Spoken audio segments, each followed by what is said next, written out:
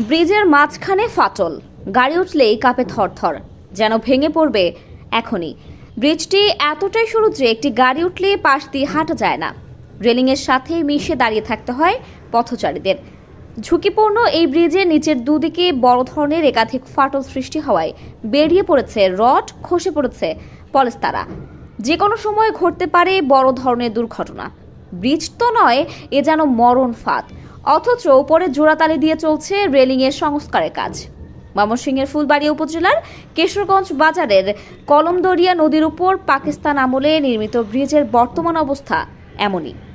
দুর্ঘটনার আশঙ্কা জেনেও ফুলবাড়িয়া থেকে কিশোরগঞ্জ প্রধান সড়কের বিকল্প পথ না থাকায় ঝুঁকিপূর্ণ এ ব্রিজে প্রতিনিয়ত পার হচ্ছে যানবাহন, শিক্ষার্থী ও সাধারণ মানুষ। এমত অবস্থায় বড় কোনো দুর্ঘটনার আগেই দ্রুত নতুন ব্রিজ নির্মাণের দাবি স্থানীয়দের। রীতিমতো কাঁপে, ভয় লাগে তখন। কোন সময় যে ব্যাঙ্গা এটা পড়ে যাবো, গাড়ি ঘোড়া লইয়া, এটা খুব রিস্কি। এই ব্রিজটা পাকিস্তান আমলে নির্মাণ হয়। ঢাকা টু ময়মনসিংহ সাগরদিঘি গারো বাজার হইয়া মালবাহী এবং এই কাঁচামাল এলাকার এখান দিয়া এই গাড়িগুলো অহরহ চলাফেরা করে।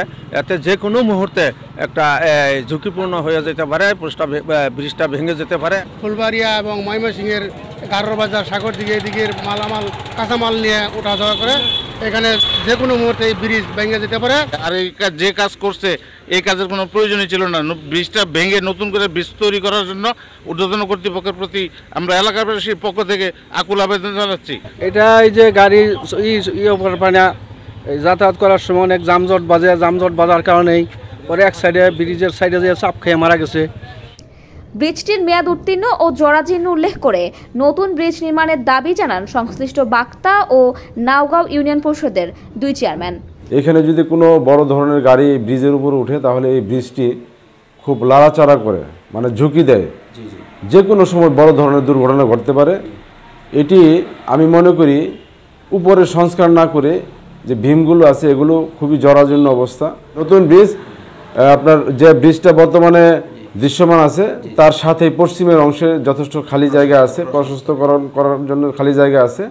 এইখানে ঊর্ধ্বতন কর্তৃপক্ষ বা প্রশাসনের পক্ষ থেকে আমি 7 নং বাক্তা ইউনিয়নের একজন নগণ্য চেয়ারম্যান হিসেবে বিনয়ের সাথে নিবেদন করছি।